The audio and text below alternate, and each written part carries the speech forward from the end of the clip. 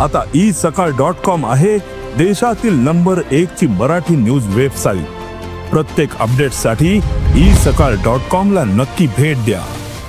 नमस्कार, मी रुचिता। ॲग्रोवन मध्ये आपल्या सर्वांचं स्वागत। आपण आजच्या ॲग्रोवन शेत मार्केट पॉडकास्ट मधून महत्त्वाच्या 5 शेतीमाल बाजाराचा आढावा घेणार आहोत। आज आपण सोयाबीन, मोहरी, लाल मिरची, वांगी आणि गहू बाजाराची माहिती घेणार आहोत।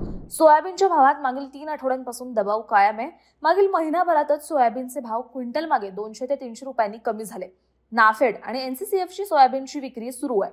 उद्योगांना पुरेशा प्रमाणात सोयाबीन मिळते, तसंच नाफेडच्या सोयाबीनचे भावही कमी झालेत। त्याचा दबाव बाजारावर आला। सोयाबीनचे प्रक्रिया प्लांटचे भाव 4600 ते 4750 रुपयांच्या दरम्यान आहेत। आंतरराष्ट्रीय बाजारातही सोयाबीनचे भाव दबावत आहेत। सोयाबीन बाजारातील ही स्थिती आणखी काही आठवडे कायम राहू शकते, असा अंदाज सोयाबीन बाजारातील अभ्यासकांनी व्यक्त केलाय। देशात सध्या खाद्यतेलाचे भाव चांगले आहेत। मागील महिनाभरात खाद्यतेलाची आवक वाढली आहे। देशात खाद्यतेलाचा साठाही वाढलाय, मात्र दर कायम आहेत। आंतरराष्ट्रीय बाजारात खाद्यतेलाच्या भावातील सुधारणा कायम असल्याचा हा परिणाम आहे। देशात मोहरीलाही चांगला उठाव मिळतोय, त्यामुळे मोहरीचे दर टिकून आहेत। सध्या मोहरीला प्रति क्विंटल सरासरी 6000 ते 6300 रुपयांच्या दरम्यान भाव मिळतात। पुढे सणासुदीच्या काळात खाद्यतेलाला चांगला उठाव असेल, त्यामुळे खाद्यतेलाचे आणि मोहरीचेही दर टिकून राहू शकतात, असा अंदाज मोहरी बाजारातील व्यापारी व्यक्त करतात। लाल मिरचीला सध्या चांगली मागणी आहे। पुढे सणासुदीच्या काळातही लाल मिरचीला चांगला उठाव मिळणार आहे। देशात गेल्या हंगामात लाल मिरचीचं उत्पादन वाढलं होतं, त्यामुळे दरावर काहीसा दबाव दिसून आला। आजही गेल्या वर्षीपेक्षा लाल मिरचीचे दर दबावातच आहेत। सध्या लाल मिरचीला सरासरी 6500 ते 7000 रुपयांच्या दरम्यान भाव मिळतात।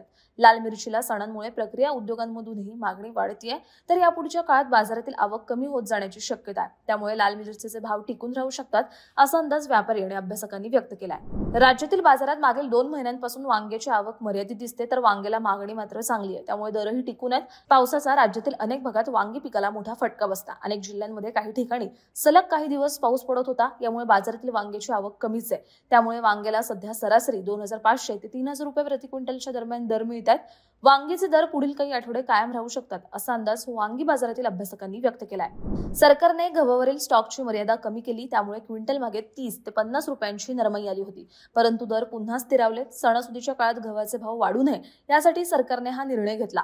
सरकार ऑक्टोबरमध्ये हा निर्णय घेईल असा अंदाज व्यक्त केला जात होता, पण सरकारने हा निर्णय लवकरच घेतला।